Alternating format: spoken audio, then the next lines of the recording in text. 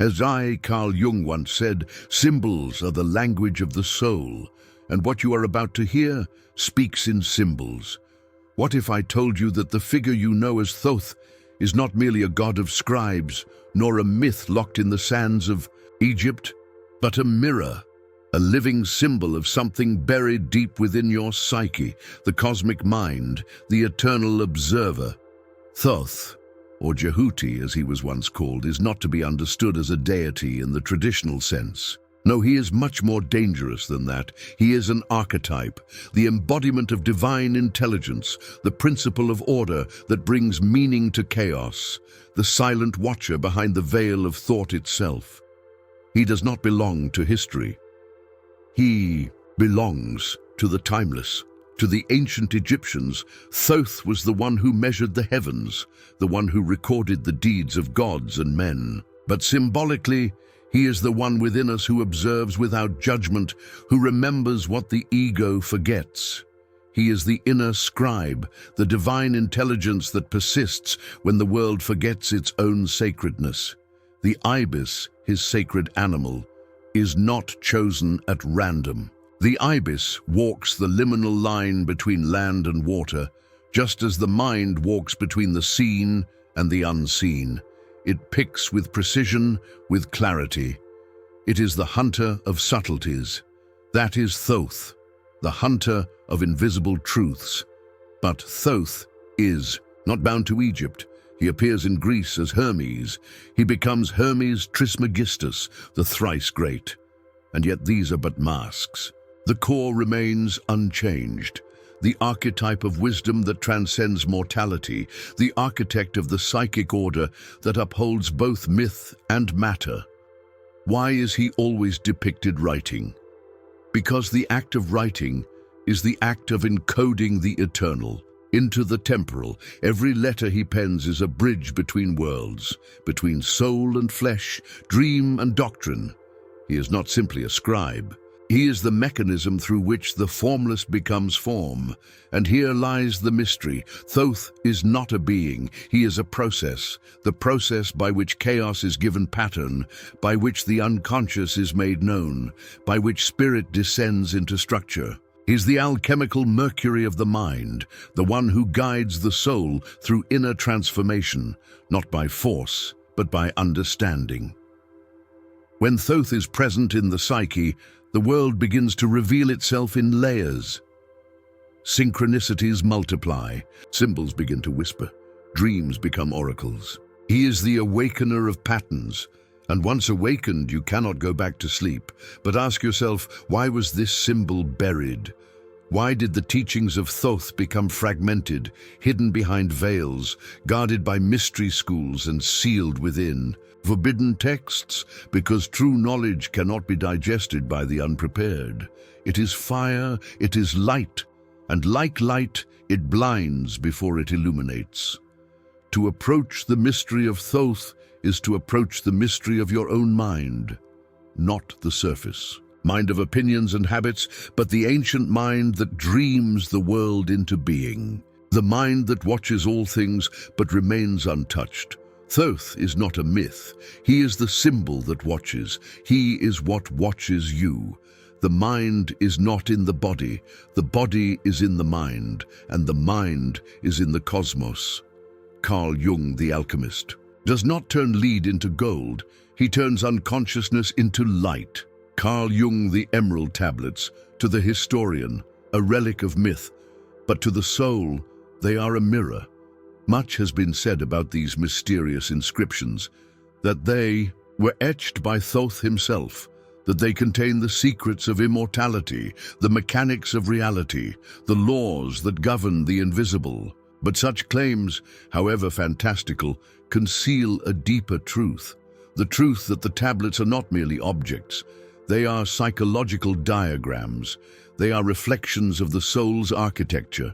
In the language of alchemy, these tablets represent the philosopher's stone in textual form, not a stone of matter, but of mind. Each phrase, each symbol, each line is a distillation of an inner process, the transmutation of human awareness from fragmentation into wholeness.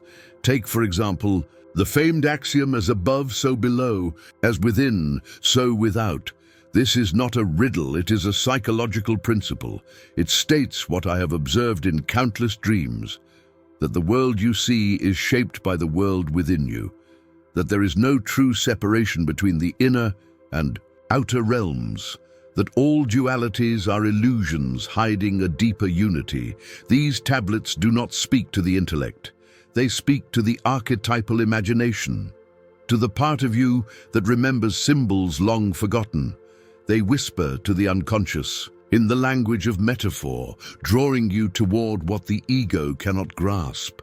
And what do they describe? They describe a path, a movement, a metamorphosis of perception. Time, according to the tablets, is not linear.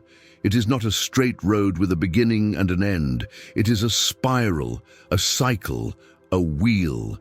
This is no different from the unconscious experience of the psyche. We relive the same patterns, the same complexes, again and again, until something breaks or awakens. They speak of realms beyond the physical, not as places to visit, but as states of being to enter. Dimensions of awareness that exist simultaneously, layered like veils over a single eternal presence.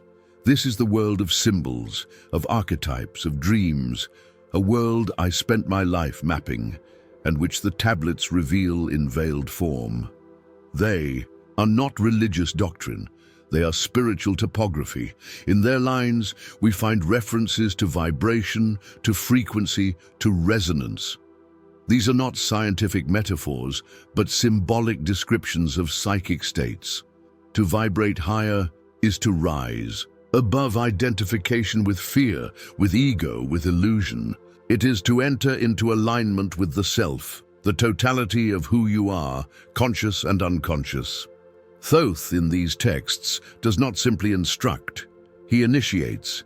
He becomes the psychopomp, the guide of souls, the Mercury who leads you across the threshold of your own transformation.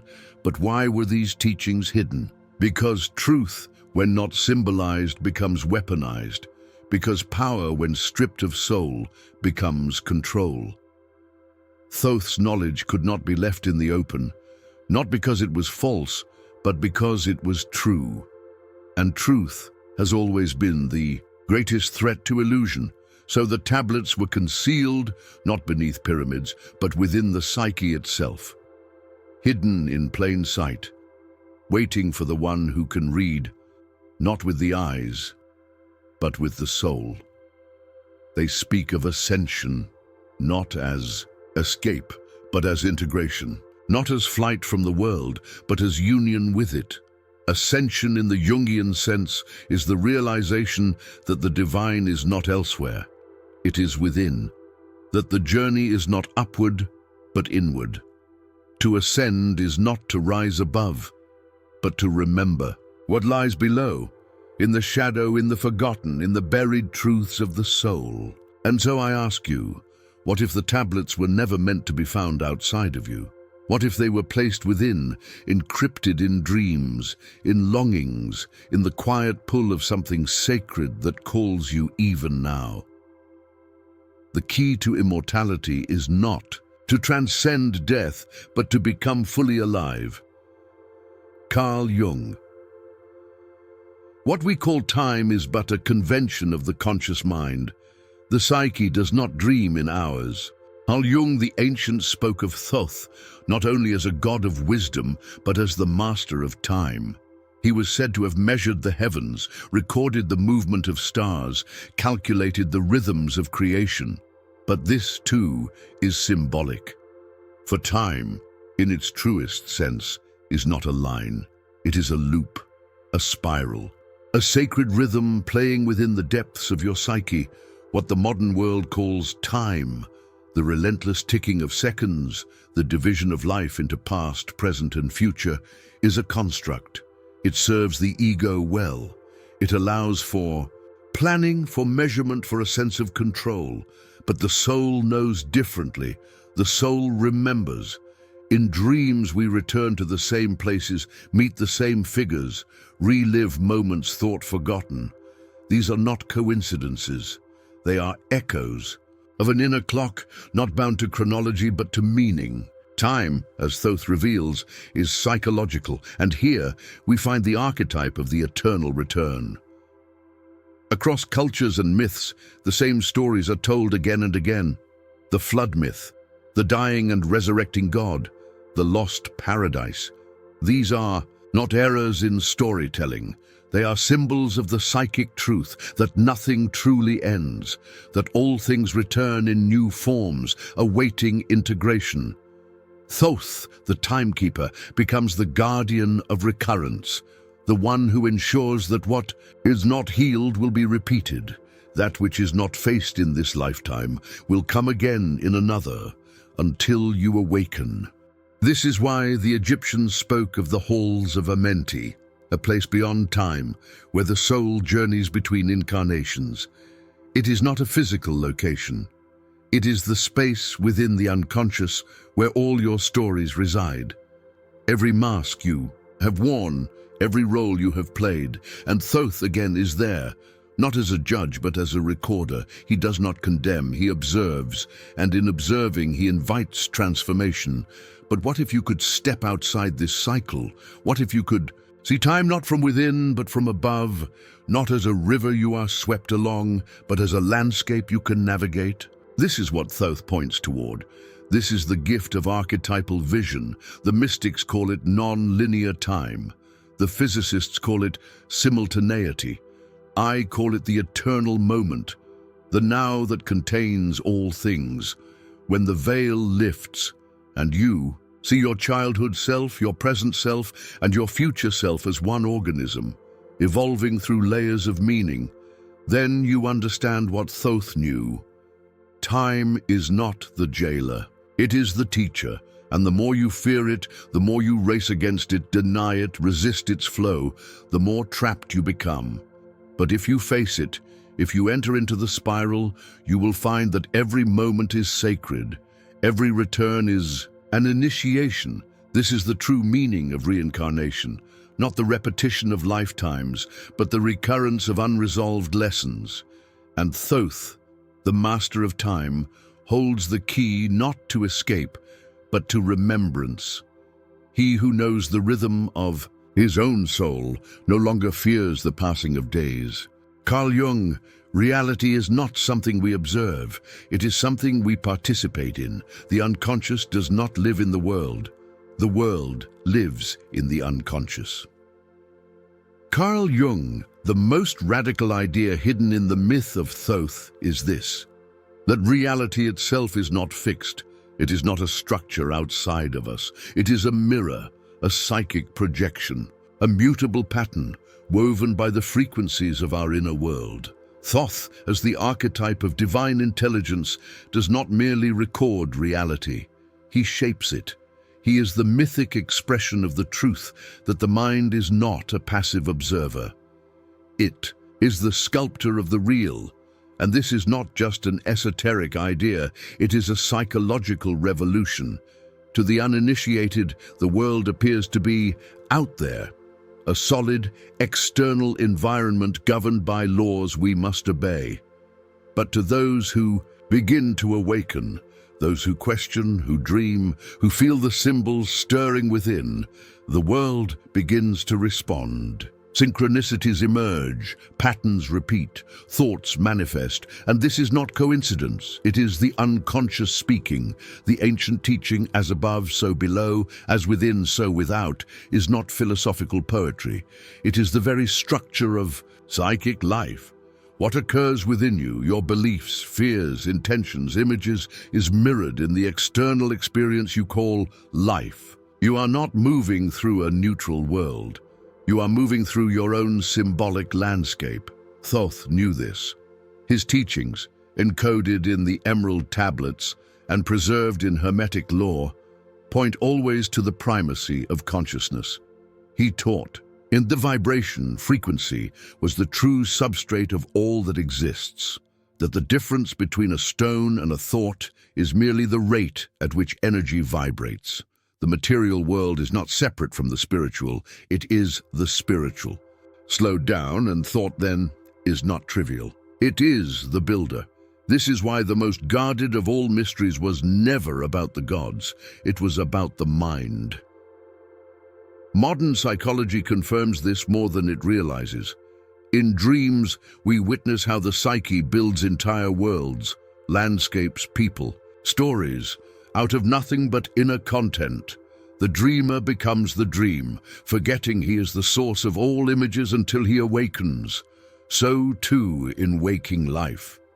The ego forgets it is dreaming, it forgets that it is shaping, and so it suffers. It believes the nightmare is real, but when the ego dissolves, in altered states, in mystical experiences, in symbolic insight, the dreamer begins to remember. Thoth is this remembering. He is the return of awareness. He is the architect within the architecture. His teachings point to a profound truth.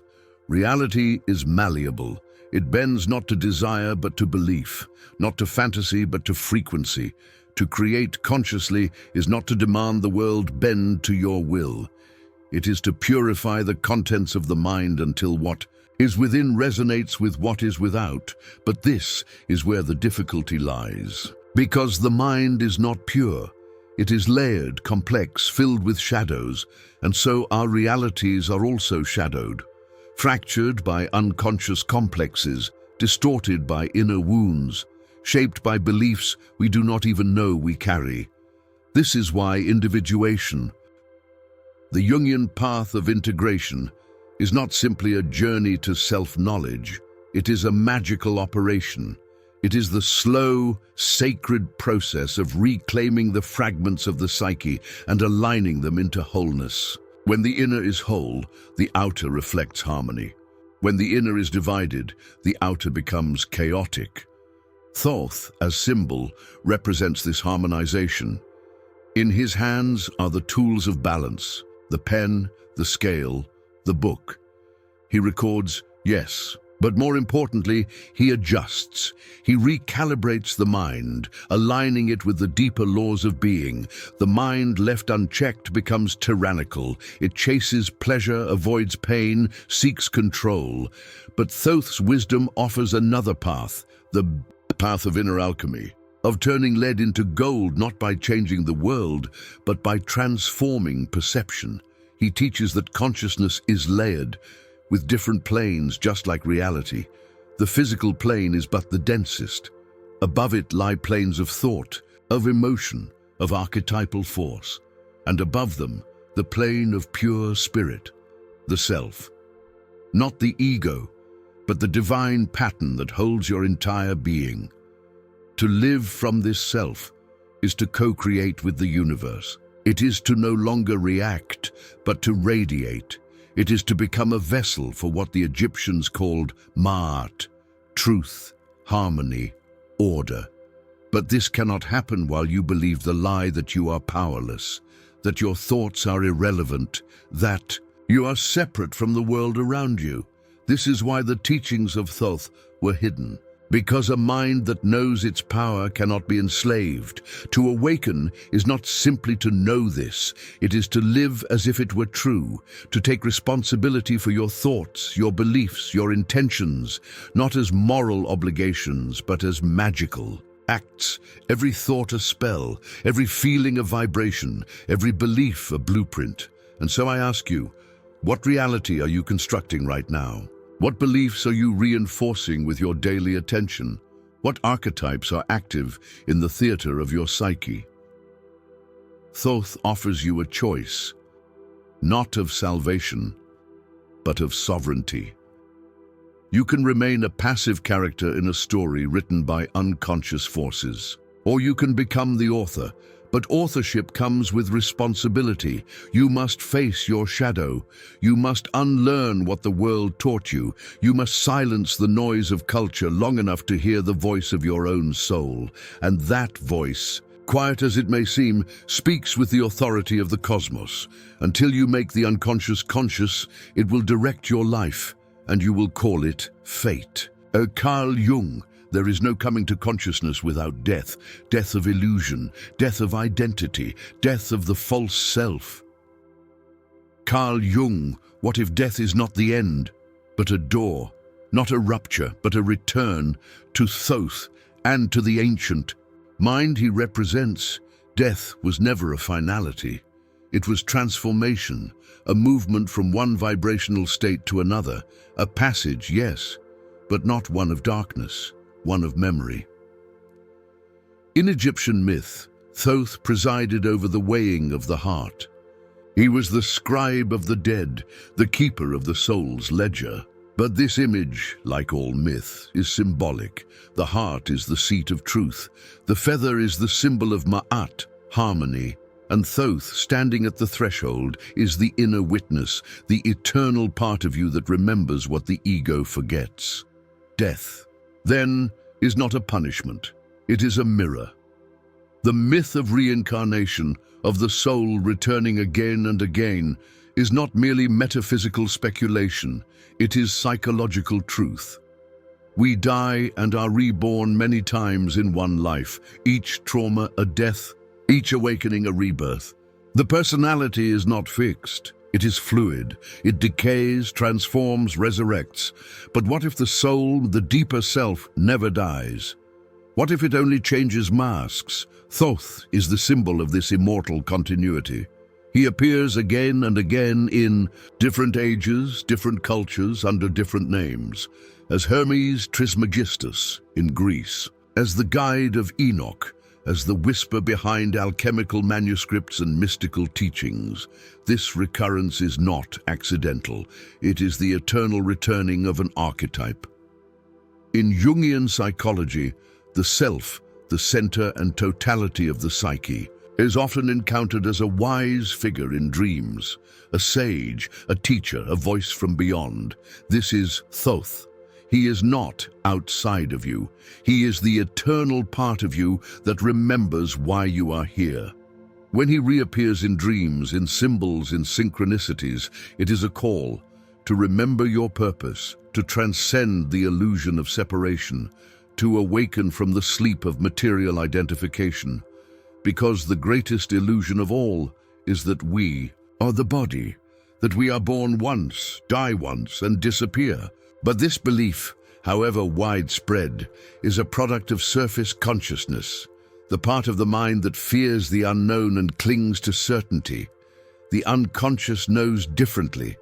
It stores memories that cannot be explained, emotions that do not belong to this life, knowledge that seems to emerge from nowhere. These are not fantasies, they are fragments of continuity. Thoth's teachings, as found in the Emerald Tablets, speak of beings who do not die, but change forms. Masters of time and vibration, who have left behind the need for physical incarnation. And whether one takes this literally or metaphorically, the message remains. Death is not an end. It is a threshold. It is no coincidence that the Greek Hermes, who was merged with Thoth, was known as Psychopomp, the guide of souls. He does not banish death. He walks with you through it, because death is not the opposite of life. It is the opposite of illusion. And here lies the greatest secret, that true death is not the dissolution of the body. It is the forgetting of the soul. It is identification with what is temporal, at the expense of what is eternal.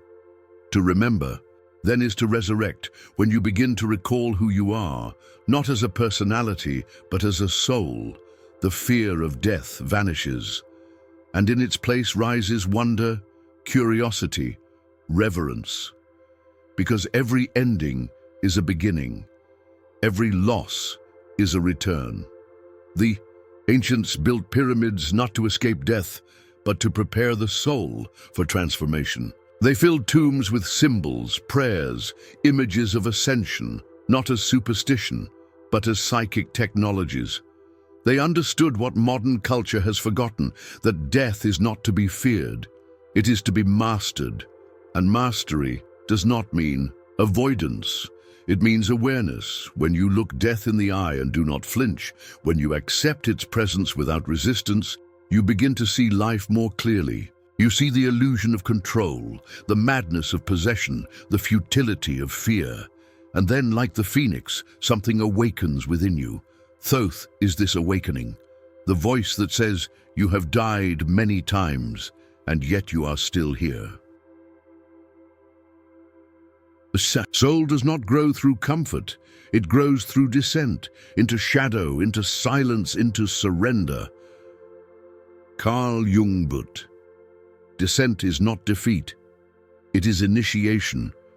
Each symbolic death, each heartbreak, betrayal, loss, is an invitation to go deeper, to peel away the layers of the false self, to find the unkillable truth that lies beneath. That is the path of individuation. That is the mystery of Thoth. He walks with you not to prevent death, but to transmute it into wisdom, into memory, into eternity. What we call the afterlife may simply be the place where the soul remembers who it has always been. Carl Jung, you are not what has happened to you. You are what you choose to become. Carl Jung, and now we arrive at the edge of the mystery, where knowledge must become transformation. What use is it to speak of Thoth, the mind of the universe, the keeper of time, the scribe of immortality, if we remain asleep? If we do not embody what he represents, the final truth is this: Thoth is not just a myth. He is a mirror held before the soul, reflecting not what you are, but what you could be. To integrate his wisdom is not to worship him. It is to awaken what he symbolizes within you, the conscious creator, the inner magician, the being who sees through illusion and shapes reality through awareness. This is the great task of individuation, to reclaim the fragments of the psyche, to reconcile the opposites, to bring light to the shadow and become whole. And this task is not abstract, it is urgent. Because we are living in an age of forgetting, the world has forgotten its soul. Modern man, with all his technology, has lost connection to the sacred. We have mistaken data for wisdom, distraction for meaning, and control for truth. In this climate, the archetype of Thoth returns, not to be venerated, but to be remembered. His teachings, encoded in the Hermetic corpus, the emerald tablets, the symbols of ancient Egypt, are not relics. They are tools, maps for the inner world, keys to the architecture of consciousness. And they are calling now more than ever, because the crisis we face is not political, it is not economic, it is psychological. It is a crisis of meaning, a disconnection from the self, from the source, from the divine pattern that breathes through all things. This is why Thoth's voice echoes through the ages, not as a god of the past, but as a whisper in the mind of every seeker who dares to question the world as it is. He calls you to reclaim your imagination, not as fantasy, but as the bridge between the unconscious and the real. He urges you to dream, not to escape reality, but to create it, to dissolve the hypnotic trance of fear, conformity, and passive belief. He reminds you that consciousness is not a byproduct of the brain. It is the ground of being itself, that you are not in the universe. The universe is in you. This is not metaphor. It is the truth the mystics have always known, that the gods are not above, they are within. And to awaken one's inner god, the Thoth within, is to stop living reactively and begin living intentionally. But this awakening is not easy. It demands sacrifice. The sacrifice of your comfort, your certainty, your inherited narratives. It demands that you face your shadow, the pain you avoid, the truth you resist, the power you've disowned. It requires you to unlearn the belief that you are small, because you are not. You are vast, layered, ancient, radiant, a microcosm of the macrocosm, a living tablet of emerald, and every thought you think is a word written upon it. So I ask you, what are you writing? What beliefs do you inscribe in the stone of your psyche every day? What frequencies do you send into the fabric of reality with your emotions, your judgments, your self-image? Thoth's teachings do not offer salvation. They offer responsibility. To awaken is not to escape the world, but to engage it more deeply, to see the symbolic meaning in every encounter, to live as if every moment were sacred, because it is. This is the call of the awakened soul, to live in alignment with the truth of your being, to move through life as a creator, not a victim, to carry the wisdom of the past into the transformation of the present. You are not here to repeat the patterns of those before you. You are here to remember what they forgot. You are not here to bow to the illusion. You are here to see through it, and when you do, everything changes. The fears that once ruled you become signals. The limitations that once defined you become invitations. The world around you, once chaotic and cruel, begins to reflect a new order, the inner order of your integrated self. This is the final mystery of Thoth. He is not a god you find in temples. He is the God you awaken in yourself, when you finally realize that you are the architect of your destiny. The path to wholeness begins when you take back the projection of your power. Carl Jung. So, now the question returns to you, will you continue to live asleep, governed by forces you do not understand, or will you awaken? Will you read the tablet that is your life and begin to write with intention? Because Thoth never left. He was never lost. He is alive wherever truth is sought. And if you have heard his call, it is because a part of you already remembers. Every symbol you seek in the stars lives in the shadow of your psyche. This is where the true mystery begins. Carl Jung.